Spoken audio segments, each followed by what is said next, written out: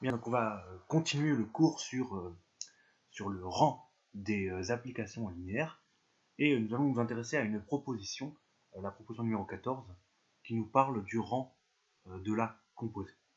Donc pour mettre en place ce théorème, on va prendre EF, deux espaces vectoriels de dimension finie.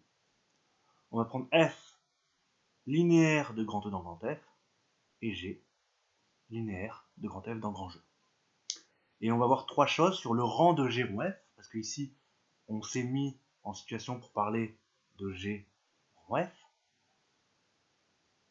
En effet, F, elle va de grand E dans grand F, et G, justement, elle prend deux éléments de grand F pour les transformer de grand E dans grand G. Donc ça, on sait que c'est une application linéaire qui va de grand E dans grand G.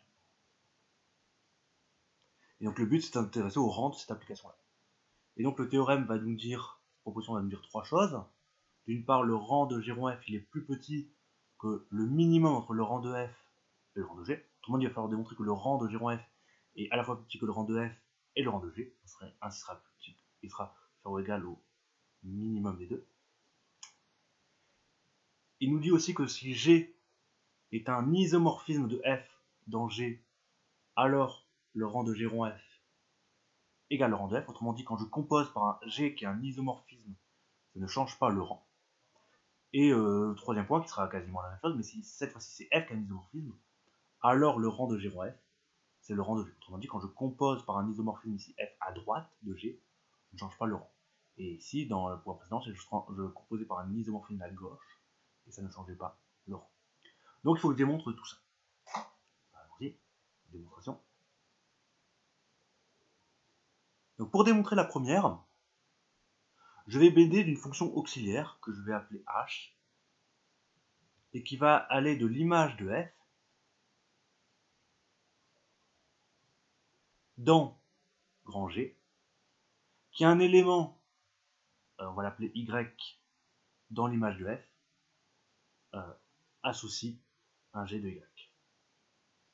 En fait, H, j'ai noté H en fait ici, c'est la restriction de G à l'image de F. Et on va voir que c'est l'étude de cette application H qui va me permettre d'utiliser le théorème. Alors, qu'est-ce que je peux dire de H d'abord? Eh bien, tout d'abord, je peux dire que H est linéaire. Alors pourquoi? Alors je pourrais faire un argument où je ferai rien. Je dirais, ben H, c'est la restriction d'une application linéaire, parce que G est linéaire, à un espace vectoriel. Donc, c'est une application linéaire. Sauf que j'ai jamais démontré vraiment nulle part que la restriction d'une application linéaire à un espace vectoriel était encore linéaire. Donc je vais le démontrer rapidement, ici dans le cas présent. Donc ça, c'est pas très long. Je prends un Y dans l'image de F, un premier vecteur, un deuxième, donc appelons-le Z. Non, je ne vais pas l'appeler Z, je vais l'appeler Y'.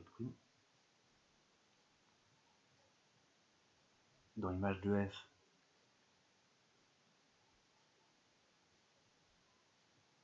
et donc image de F ici c'est l'espace de départ, donc je prends deux vecteurs dans l'espace de départ et hop, un scalaire.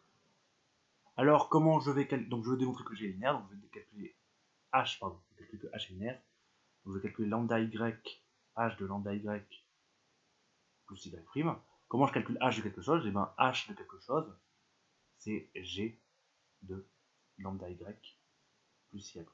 Alors vous pouvez vous dire à quoi ça sert de l'appeler H, parce que finalement H c'est G, mais attention non. G, elle est définie sur grand F tout entier, et H, elle est définie sur image de F. Donc c'est pas la même application parce qu'elles n'ont pas le même ensemble de départ. Si vous voulez, c'est comme si je regarde cette application-là, l'application carrée. Donc là, j'ai dessiné l'application carrée seulement sur R+, et ça, c'est l'application carrée. J'ai mal fait le dessin. Donc ici, c'est l'application carrée, mais seulement sur R+, et ça serait l'application carrée sur R. Et vous voyez, ces deux applications-là, elles sont pas pareilles. Ok, là, ici, à droite, il y a la même branche, mais cette application-là est plus grande que ça. Donc, appeler celle-là si celle-là c'est G, et bien celle-là, ça serait H, par analogie avec ce que je suis en train de faire. C'est pas parce qu'elles ont une branche en commun qu'elles sont identiques. H est défini sur un ensemble qui est plus petit que sur de G. Et là, c'est exactement ici mon cas. H est défini sur un sous-espace vectoriel de grand G, donc elle n'est pas définie sur le même espace vectoriel. Pardon. H, elle est définie sur un sous-espace vectoriel de grand F, donc elle n'est pas forcément définie sur le même espace que G. Parce que G, elle est définie sur grand F tout entier. Maintenant, je sais que G est linéaire.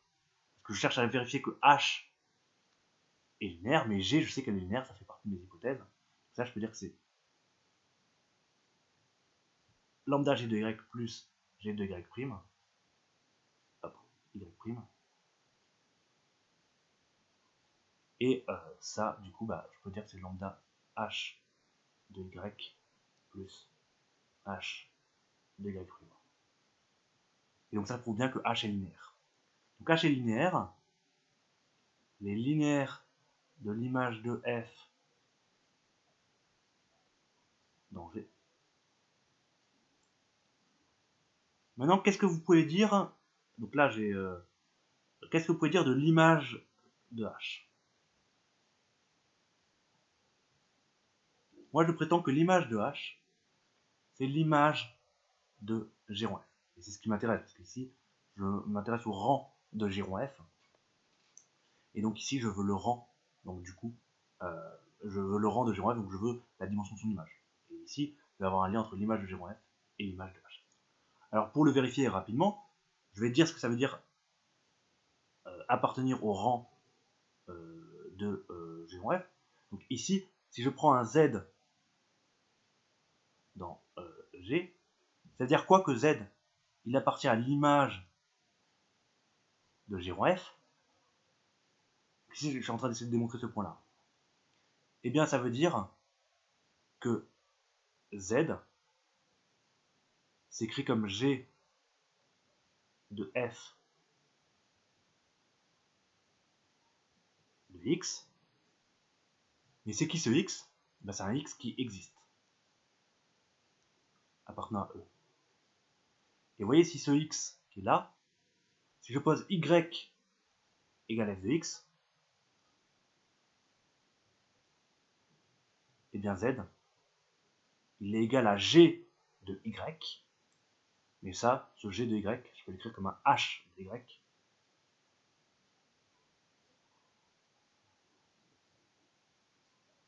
Parce que le Y qui est là,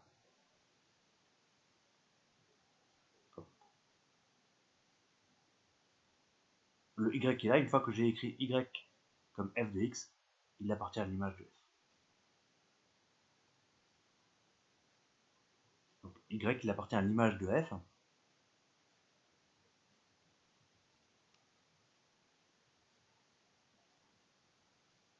Et donc je peux dire que ça, c'est la même chose que de dire qu'il existe Y dans l'image de F, puisque mon Y s'écrit comme un F de X, tel que Z égale H de Y.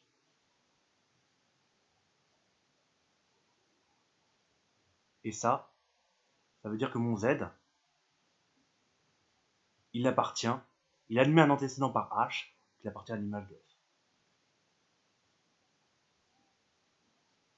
De H. Parce que c'est écrit comme H de quelque chose.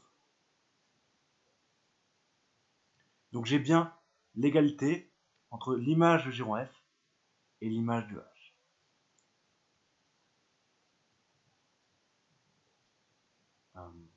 Du coup, qu'est-ce que je peux dire du rang de H? Eh bien, le rang de H, si j'applique ce que je sais, je peux dire qu'il est plus petit que quoi? Que l'espace de départ de H.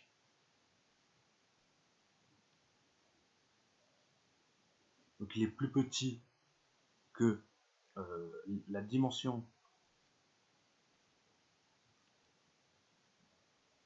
de l'image de H. Mais qu'est-ce que je peux dire d'autre? aussi, eh bien, vous voyez, en fait, ici, le G qui est là, je peux l'effacer, je peux même l'enlever, et en fait, je peux le remplacer par l'image de G. Pourquoi je peux faire ça? Au lieu de poser H qui va dans image de F dans grand G, mais si, vous voyez, les éléments H, l'application qui a Y associé à un G de Y, donc les éléments qui sont dans l'ensemble d'arrivée, je peux dire qu'ils vont dans, ils sont plus petits, ils sont dans l'image de G. Donc je peux dire que l'image d'arrivée, au lieu de le définir dans grand G, je vais le définir plutôt comme image de G. Je change l'image d'arrivée pour avoir un truc qui va mieux marcher. J'ai le droit, parce que cet ensemble d'arrivée, il n'est pas absurde, puisque tous les éléments qui sont là appartiennent bien à l'image. Donc du coup, si j'applique le point précédent, H, c'est une application linéaire de l'image de F dans l'image de G. Donc si j'applique le point précédent, je peux dire que c'est minimum que la dimension de l'espace de départ et de l'espace d'arrivée. Donc ici, l'espace d'arrivée, c'est l'image de F, ici l'image d'arrivée, c'est l'image de G. Et on a dit que comme l'image de H était égale à l'image de G rond H, eh bien la dimension de l'image de H, elle est égale à la dimension de G rond F. Et la dimension de H, c'est le rang de H, c'est le rang qu'il a. Et la dimension de G rond F, eh bien c'est le rang de G rond F.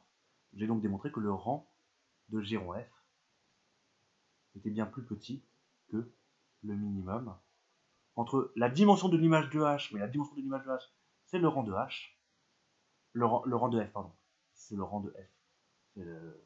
L'espace de l'étoile de départ, c'est dimension de F. Ici, j'ai le rang de F, et la dimension de l'image de G, c'est le rang de G.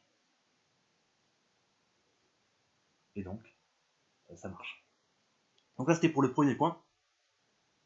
Alors, je manque un petit peu de place pour le second point. Hop, on va tout effacer si vous êtes d'accord. Pour avoir plus de place pour redémontrer le deuxième point. Donc, le deuxième point, donc si G est un isomorphisme,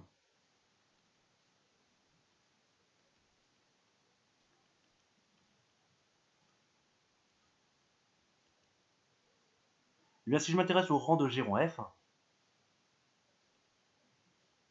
si j'applique le point précédent, je peux dire que c'est plus petit que le rang de F. Donc là, si je veux dire que le rang de G rond F, c'est plus petit que le rang de F. Maintenant, je vais essayer de démontrer l'autre inégalité. Et pour ça, je vais utiliser G-1. Parce que G-1, il existe puisque j'ai été un isomorphisme. Donc je peux dire que je vais m'intéresser au rang de G-1 rond G rond F. Et ça, si j'utilise à nouveau l'inégalité qui est là, ici, vous voyez, j'ai deux applications linéaires. Ici, ici j'ai G-1 et ici, le rang de G-1. Et donc, le théorème d'avant m'avait dit que quand j'avais le rang de la composition, je peux dire qu'il était plus petit que le min des deux. Donc par exemple, il était plus petit ici que le rang du deuxième. Et donc ici, le deuxième que j'ai, c'est G rond F. Donc ici, je peux dire que c'est plus petit que le rang de G rond F en appliquant le point numéro 1. Ça, ici, j'ai utilisé le point numéro 1. Et ici, j'ai aussi utilisé le point numéro 1, mais à d'autres fonctions. Ici, à G-1 et G rond F.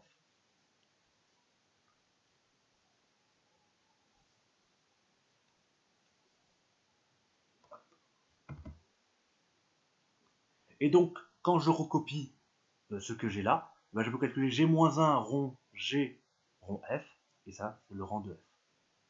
Je peux dire que le rang de F est donc plus petit que le rang de G rond F. Et donc, ici, j'ai bien une inégalité ici que j'avais énoncée. Ici, j'ai l'autre inégalité, et donc quand j'utilise les deux, j'ai bien l'égalité. Donc ça me fait le point numéro 2. Maintenant, je vais faire le point numéro 3. Alors, le point numéro 3, ce sera quasiment pareil. Si F est un isomorphisme,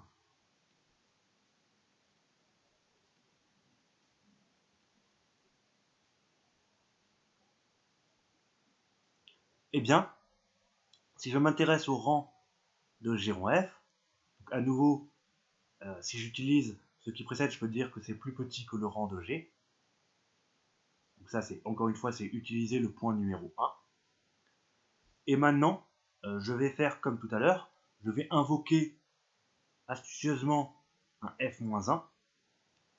Donc je vais dire que le rang de G rond F, rond F-1. Ici, je peux à nouveau voir que j'ai une composition de deux applications linéaires. Donc ici, le rang de G rond F qui est ici. Et ici, j'ai F-1 qui est ici. Et donc je peux dire que ça, c'est plus petit que le minimum du rang de G. Donc ça, c'est quand j'applique le théorème. Et du coup, ici, c'est quoi qui joue le rôle de G? Eh bien, c'est G rond F. Maintenant, ce qui est à droite, à gauche, pardon, ici, F rond F-1, c'est l'identité, donc ici, j'ai le rang de G. Hop. Donc, du coup, j'ai une inégalité qui est là. Là, j'ai l'autre inégalité là. Donc, ça me fait bien l'égalité là. Et ça me conclut. Donc, j'ai bien l'égalité. Donc, quand j'ai un isomorphisme entre deux composés, il ne change pas le rang. Donc, si j'ai l'isomorphisme, le rang de G rond F, c'est le rang de F. Et si je le rang de G rond F avec F un isomorphisme, le rang, c'est G. Bien. Maintenant, nous allons passer à un théorème fondamental. C'est le théorème du rang. Alors, fondamental, pourquoi? Parce qu'il relie trois choses qui, a priori, sont assez différentes. Il me dit que si je prends... Alors, je suppose toujours que E est dimension finie, ça c'est toujours important. Pas d'oublier. F, grand F, on s'en fiche. Petit f, une application linéaire de grand E dans grand F. Alors, la dimension de grand E, c'est égal à la dimension du noyau de F, plus la dimension de l'image de F, et ça, c'est ce qu'on a appelé le rang de F. C'est pour ça qu'on appelle le théorème du rang. Et donc, il relie trois choses. Et ce qui est un petit peu étonnant de prime, c'est que ici, il y a trois choses, mais il y en a deux qui sont similaires, c'est que la dimension du noyau de F, enfin le noyau de F, c'est un Schoenfeld de E, donc il vit au même endroit. Donc c'est pas étonnant de les voir ensemble dans une relation. Ce qui est plus étonnant, c'est de voir ici l'image de F, parce que l'image de F, elle vit dans grand F, et a priori, du coup, on est un petit peu étonné de la voir avec la dimension de grand E. Ça pourrait vous faire sembler à dire qu'ils sont supplémentaires, parce que quand on a des supplémentaires, la somme des dimensions, c'est l'espace tout entier. Mais ici, la dimension de l'image de F, il vit dans grand F, il vit pas dans grand E. Donc ça n'a pas de sens de dire qu'ils sont supplémentaires. Et même si grand E égale grand F, on n'a pas forcément l'image de F et car F, dans de F, qui sont supplémentaires. Juste que la somme des dimensions égale à la dim de E, mais ils ne sont pas forcément supplémentaires. Ils peuvent l'être, mais souvent ils ne le sont pas, et il y a des exemples dans la feuille d'exercice. Donc on va faire un petit dessin avant de démontrer le théorème. Donc si je prends grand F, grand E, on va le mettre là. Et si je prends grand F, il est là. Donc, dans grand E, il y a le noyau. Ici, il y a toujours un noyau. Donc il y a différents noyaux. Il y a différents éléments dans le noyau. Et maintenant, moi, ce qui m'intéresse, c'est comprendre comment on passe de grand E à grand F. Donc on y passe par l'application F. Et tous ces éléments qui sont dans le noyau, ils ont une propriété qui est particulière. C'est ils se rejoignent. Leur image, c'est le vecteur nu. Donc tous les éléments qui sont là, tous sans exception, dans le noyau, ils vont tous au même endroit, c'est-à-dire sur le vecteur nu. Hop. Ils vont tous sur le vecteur nu. Alors, mais évidemment, il y a des éléments dans le noyau, des éléments dans E, qui ne sont pas dans le noyau. Ou alors c'est que si tout est dans le noyau, c'est qu'on a l'application linéaire qui est nulle. Et donc, où vont s'envoyer ces éléments-là?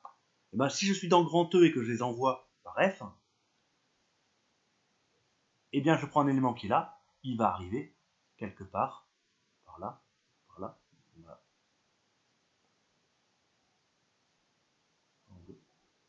Donc ces éléments-là, ils vont arriver par là. Alors l'application n'est pas forcément injective, puisque on a déjà dit que il y avait des éléments dans le noyau. Là, je disais plein d'éléments dans le noyau, donc a priori, il y a des éléments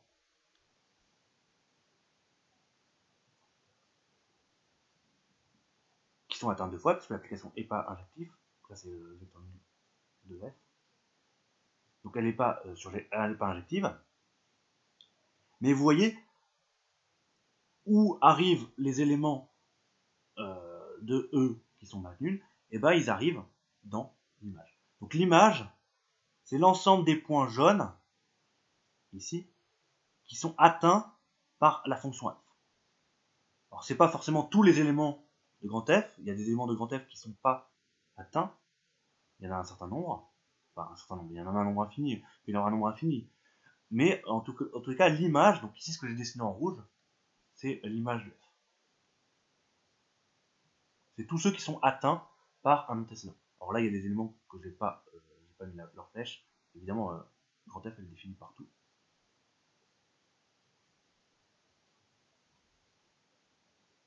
Lui, il n'est pas atteint, c'est un problème.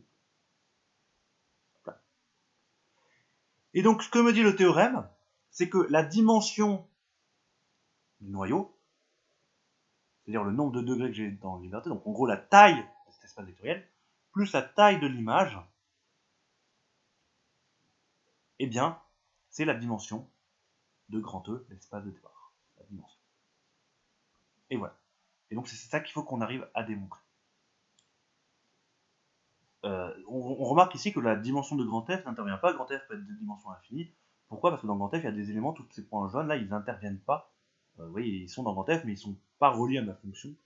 Donc il n'y a pas la dimension de grand F qui intervient, c'est toujours la dimension de grand E, l'espace de départ. Et donc on va démontrer ce théorème. Donc c'est une démonstration qui est... Alors, vous voyez, il y a les éléments dans le noyau qui ne sont pas très intéressants puisqu'ils s'amènent sur 0. Moi, ce que j'aimerais, c'est avoir dans grand E un truc qui me dise où vont les éléments qui sont dans grand E. Donc je ne vais pas prendre tout grand E. Alors je peux prendre grand E privé du noyau, mais prendre grand E, l'espace vectoriel privé du noyau, ça ne me donnerait pas un espace vectoriel. Donc c'est pas une bonne solution. Donc je ne vais pas prendre le complémentaire. Pourtant j'aimerais quand même comprendre ce qui est pas dans le noyau ce qui est dans grand E, mais pas dans le noyau. Et donc du coup, je ne vais pas prendre le complémentaire parce que ça, c'est pas vraiment faire de l'espace vectoriel, parce que le complémentaire de E dans carré, ce n'est pas un espace vectoriel, donc ça ne va pas me permettre d'utiliser des outils d'espace vectoriel. Ce que je vais prendre plutôt, c'est un supplémentaire. Donc soit S, hop, c'est pas de couleur, un supplémentaire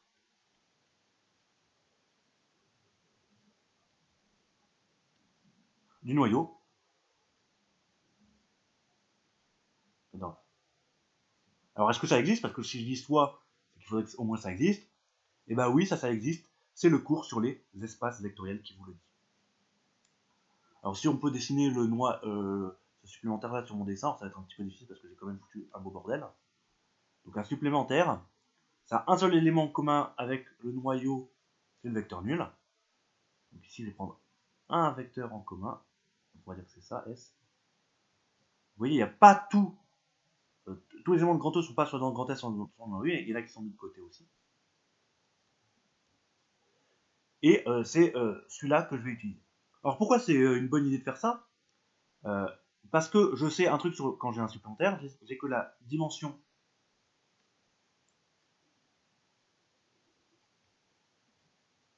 de grand E, c'est égal à la dimension de S plus la dimension du noyau.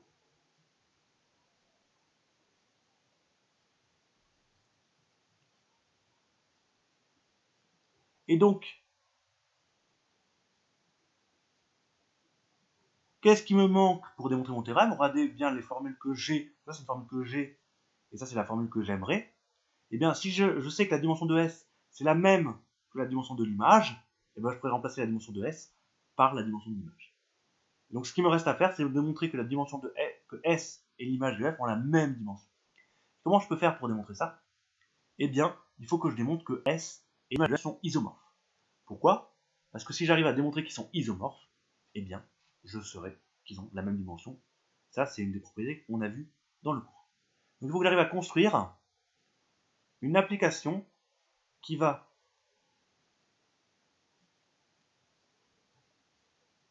de S dans l'image de F et qui soit un isomorphisme. Alors, ici, j'ai qu'une seule application, c'est F. Donc ce que je vais faire, c'est je vais prendre l'application qui a un X associé F de X. De toute façon, j'ai pas d'autre application. Alors cette fonction, attention, encore une fois, ce n'est pas tout à fait F, puisque j'ai changé les espaces de départ et d'arrivée, donc je ne vais pas les appeler F. Je pourrais l'appeler F tilde, mais j'ai pas envie, donc je vais l'appeler G. Donc première question. Donc moi, ce que j'aimerais, donc là, la seule chose qui me reste à faire, c'est démontrer que G est un isomorphisme. Qu'est-ce qu'il faut que je fasse pour démontrer que G est un isomorphisme? Trois choses. Est-ce que G est linéaire? Est-ce que G est injective? Est-ce que G est surjective? Alors je vais démontrer d'abord que G est linéaire. Pour démontrer que G est linéaire, ben, il faut que je me prenne deux éléments x et x' dans l'ensemble d'arrivée. Un lambda, un scalaire dans K. Et il faut que j'arrive à calculer G de x plus lambda x'. Ça, par définition de ce que c'est que G, c'est f de tout ça. Là, en fait, c'est exactement le même point que tout à l'heure. La restriction d'une application linéaire est encore linéaire. F, je sais qu'elle est linéaire, donc c'est f de x plus lambda f de x prime. Et ça, je reconnais que c'est g de x plus lambda g de x prime. Du coup, G est linéaire.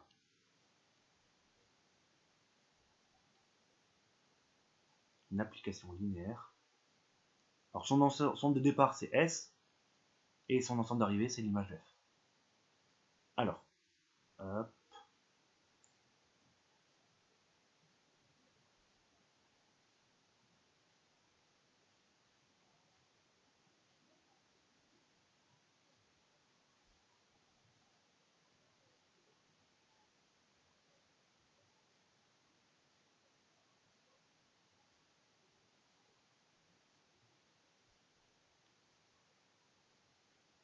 Alors juste une petite question. Est-ce que j'ai bien le droit de dire que ça va dans l'image de F? Parce que ça se trouve j'ai mis un ensemble ici. Il ne faudrait pas qu'il y ait des éléments qui a x donne f de x avec des f de x qui sortent de ça. Mais ça tombe bien.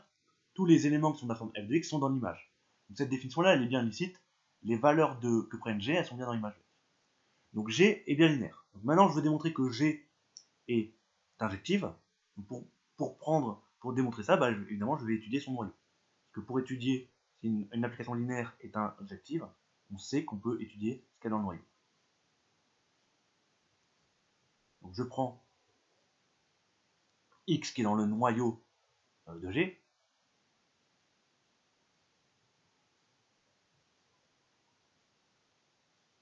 Donc x dans le noyau de G. Ça veut dire quoi? Ça veut dire que G de x égale le vecteur nul en 2 grand F. Et comment je calcule G de x? Ça veut dire qu'en fait f de x, je calcule G de x par G de x par f de x. Donc ça veut dire que x, il est dans le noyau de f. Mais il est où aussi x? X, il est forcément dans l'ensemble de départ de ma fonction g, et l'ensemble de départ, c'est S. Donc x, il est dans le noyau de f, et en même temps, il est dans S. Et qu'est-ce que je sais de l'intersection entre le noyau et S? Et ben je sais qu'il n'y a que le vecteur nul, parce que le noyau de f et S sont supplémentaires, donc en somme directe.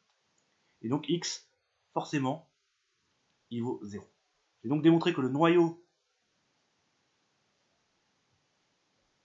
de G,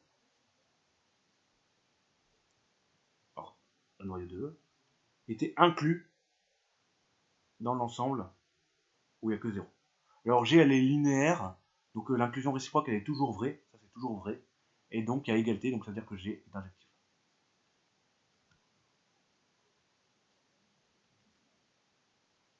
Donc là, j'ai démontré que G est injective. Maintenant, je vais démontrer qu'elle est surjective. Et j'aurais presque fini. Donc je prends un élément dans l'ensemble dérivé, surjective.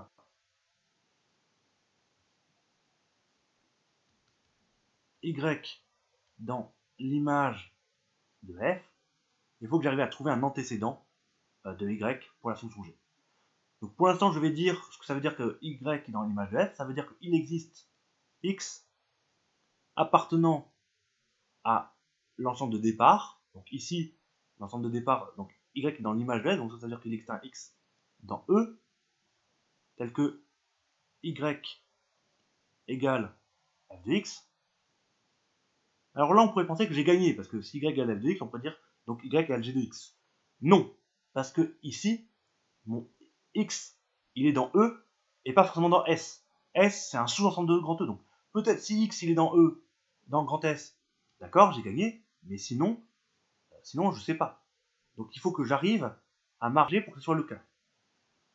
Alors, je sais que c'est le noyau de f plus S. Pourquoi? Parce que S est un supplémentaire du noyau de f. Et donc ça veut dire que mon x, qui est dans E, je peux l'écrire comme k plus S. Avec un k qui existe, qui est dans k, qui est dans le noyau, pardon,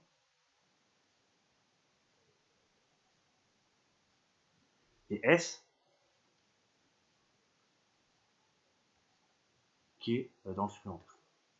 Et donc si maintenant je calcule f de x,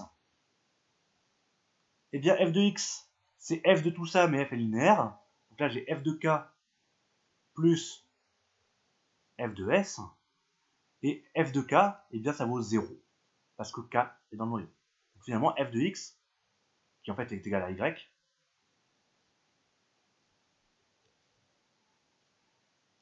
eh bien c'est f de s, mais s, lui, par contre, il est dans grand S, donc je peux dire que c'est g de s.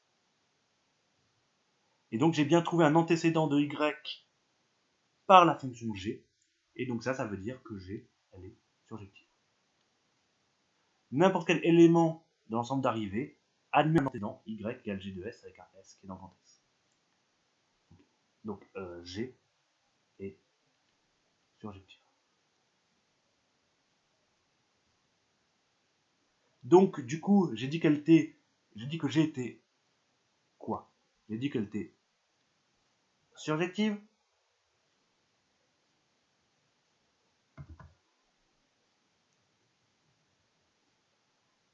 injective, et j'ai dit qu'elle était linéaire.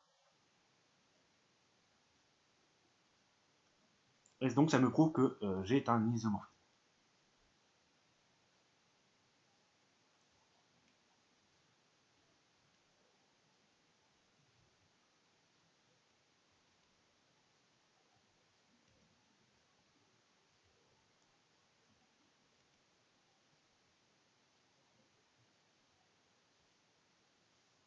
Et donc si G est un isomorphisme, eh bien je peux donc dire que la dimension de l'espace de départ est la même. Donc ici, ce que j'ai en plus par rapport à ce que j'avais annoncé avant, c'est que du coup la dimension de S égale à la dimension de l'espace d'arrivée. Et donc si je reprends ma formule que j'avais au départ,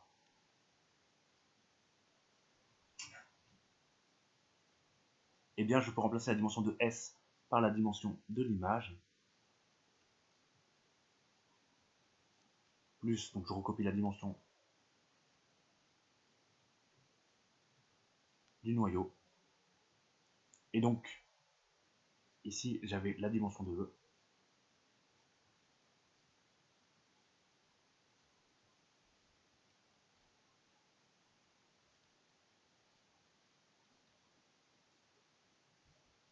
Ça bug un petit peu. Ça bug moins devant un vrai tableau, mais tant pis. Donc la dimension de E,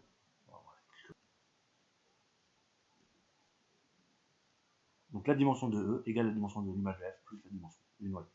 Et donc ça clôt cette démonstration. J'ai démontré cette formule du théorème du rang qui est un théorème important. Et voilà. Donc on va faire